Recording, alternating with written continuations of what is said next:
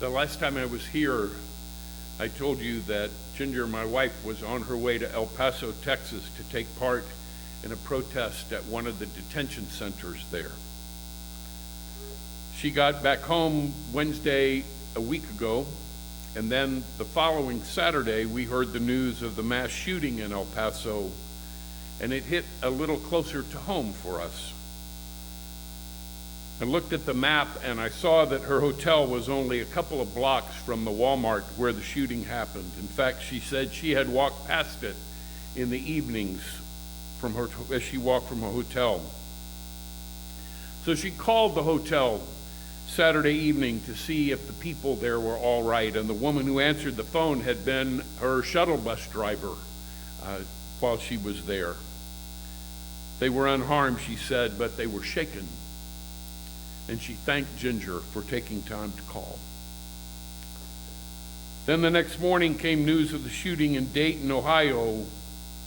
Barely a week before the shooting in El Paso, there was a mass shooting at a garlic festival in Gilroy, California. All three cases, the terrorist who attacked and the terrorist who attacked had been exploring violent ideologies, according to the news reports. One news reporter said that he talked to a person who shouted at the white man as he was shooting in California and said, "Why are you doing this?" And he answered, "Because I'm really angry." The white man in El Paso was trying to kill Latinx people because he saw them as an invasion. A word he learned from the partisan rhetoric around immigration, the kind of mean and inflammatory speech that Isaiah spoke against. With these shootings, once again, we are traumatized. We are left angry, confused, scared. Even though mass shootings have long ago ceased to be unusual, it still feels like the world has shifted and requires a different response from us.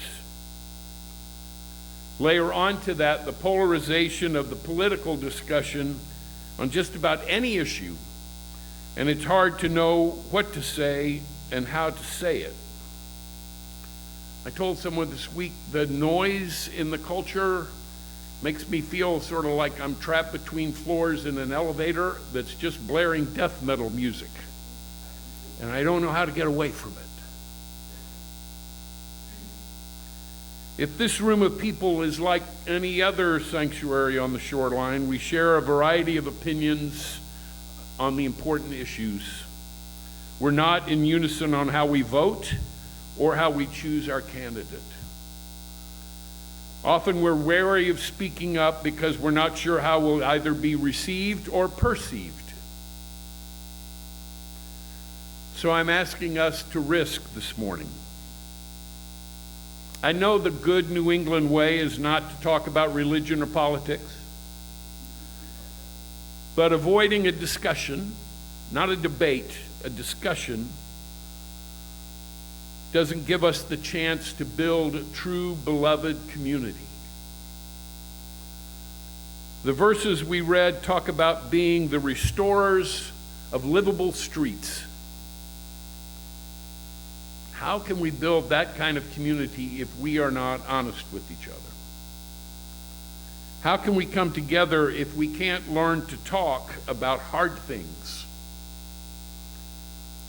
There's more to our faith than worshiping together on Sunday morning, which is actually at the heart of the passage that Carol Ann read.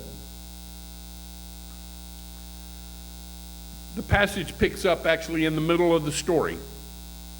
After generations of captivity in Babylon, the Hebrew people had returned to their land and were rebuilding their lives. They'd lived in captivity for generations. They were traumatized. And in the midst of all that had been lost and all they were trying to rebuild, they had committed themselves to worshiping God by observing a weekly fast as a way of showing that they wanted to restore Israel, to make it great. The prophet showed up to tell them that God was not that impressed, because on the days they weren't fasting, they were overworking and underpaying their employees. They were arguing bitterly amongst themselves, and they were acting duplicitously in their relationships. And Isaiah then drew a different picture of what it looked like to be the people of God. And the verses we read start with conditions. If you remove the yoke of oppression from among you, the finger pointing, the mean and inflammatory speech, if you open your heart to the hungry and provide abundantly for those who are afflicted, your light will shine in your despair, and your gloom will be like the noonday. The if then was not Isaiah saying that God would only love them if they did what God said. What Isaiah was saying was their behavior determined whether they gave God room to act among and through them. Their acts of justice would release God's healing spirit into the world. Isaiah goes on, God will give you continually and provide for you, even in your parched places. Make your bones strong. You'll be like a watered garden, like a spring of water that won't run dry. Your ancient ruins shall be rebuilt. You shall raise up the foundations of many generations, and you'll be called repairers of the breach, restorer of livable streets. A breach in military terms means a break in protection, as in the wall is breached. It also means a break in relationship. Repair, as you know, means to fix or to mend, to make good, to put right, to put back together. So to repair the breach, then, is to restore the relationship. It means to do what we have to do to put things right, to mend what is broken, to create a place where everybody belongs.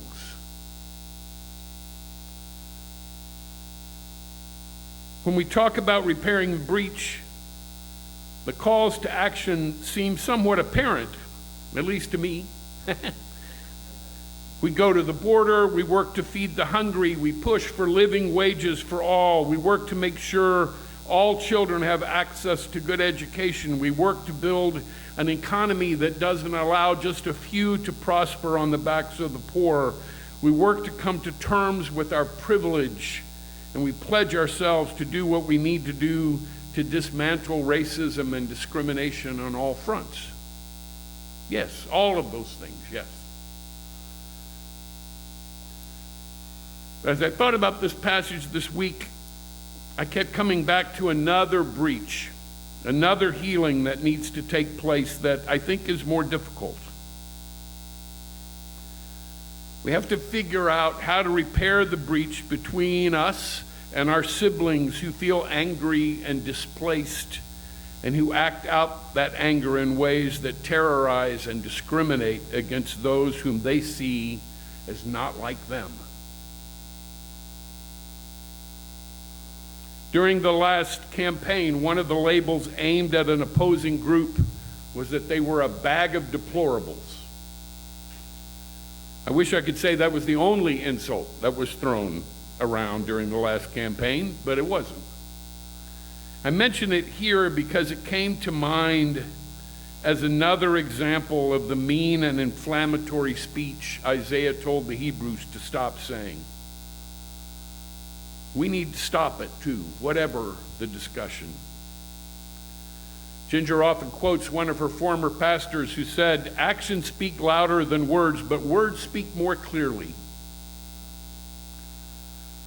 Words that characterize people as invasive or deplorable entice us to divide ourselves into us and them, so that we can more easily dismiss or discard the people because they aren't like us, or they don't agree with us, or they don't talk like us, or whatever it is. And that kind of approach doesn't heal anything. It only does damage.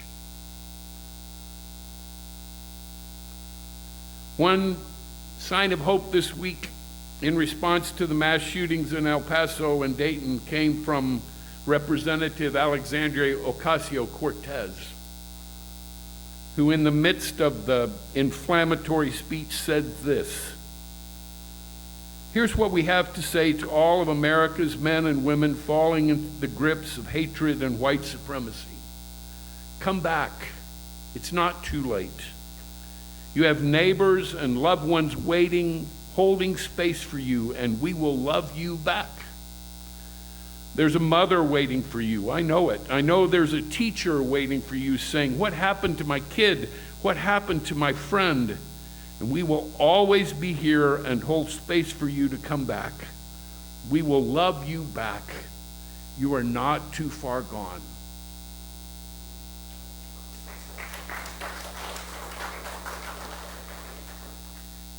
I think of the image of the father in the parable of the prodigal son, waiting, holding space. Her words challenge me because she chose to offer an invitation rather than a condemnation.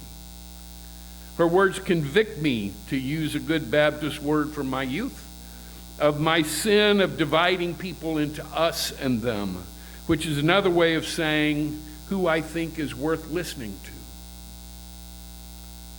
It's far easier for me to think of refugees and migrants at the border as part of my community than it is to work to feel connected to those who foment hate or those who are so driven by fear that they lash out at people not like themselves. I really want to write them off, but that is not how we repair the breach. I only make the divide deeper if I do that. We're called to repair, to rebuild the relationship, whatever the breach is. And I think that means more than agreeing to disagree. I think it means more than going back and forth in a Facebook post. It means working to find a way to connect, to listen, to invite. It means, as the prophet Micah said, to do justice, love kindness, and walk humbly with our God. That last phrase is the hard one, and may be the key to how we repair the breach. Because to walk humbly with God, I think, requires we walk humbly with each other. It means, to quote Jesus, love your enemies, be good to those who hate you. When people ask me about the United Church of Christ and who we are, I have a little spiel that I author in response. And you may or may not know these things. I say we ordained the first African American to pastor a white congregation before the Civil War. Did you know that? We began ordaining women 60 years before they could vote. We ordained the first openly gay man in 1970, when the American Psychiatric Association still listed homosexuality as mental illness. That's a rich and important heritage, after which we should probably repeat, walk humbly with your God. My other repeatable statement about the UCC is that if Christianity were a neighborhood, we'd be the last house on the left.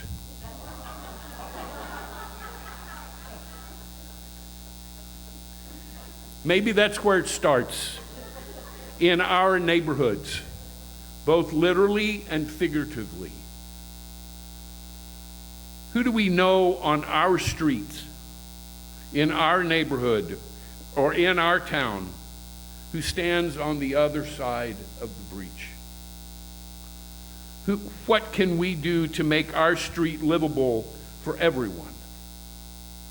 How can we incarnate the love of Christ in a way that brings healing? What questions can we ask? How can we learn to listen? What word can we offer? These are questions we can ask about our relationships, whether it's someone who may be undocumented, or someone who's in a service job and feels invisible, someone who is so beaten down by the circumstances of life that they are lashing out, or someone so unaware of their privilege that they do unintentional harm. Whoever they are us. There is no them.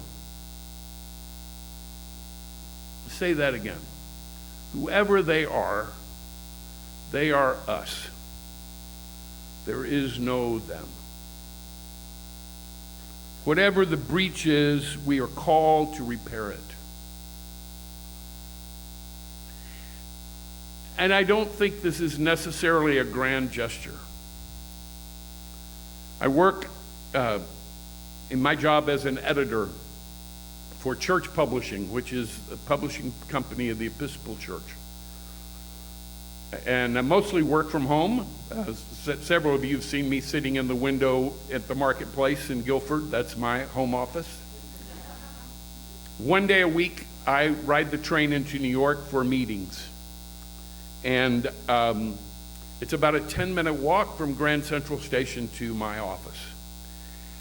And in the time that I've gone there, I started, because I don't really know, had never hung out in New York City, and sort of finding my way around, that I just picked, there's a Dunkin' Donuts about 2/3 of the way to the office, and that's where I stop for my coffee in the morning. After 20 years living in and around Boston, I see a Dunkin' Donuts, I feel compelled to stop and get coffee.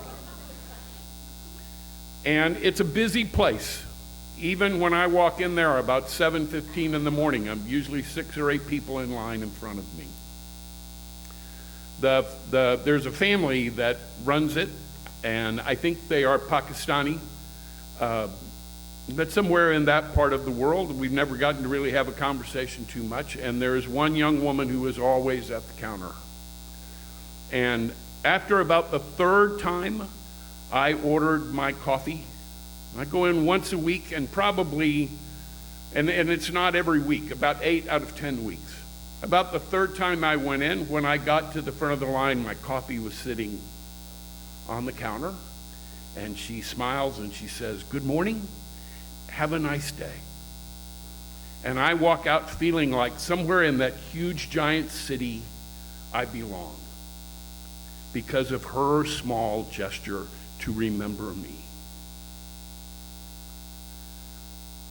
That's what I'm talking about here. How do we repair the breach? How do we learn to talk to folks we disagree with? How do we learn to bring up subjects we know are incendiary, but that we must discuss? She gives me one small step towards an answer. Amen.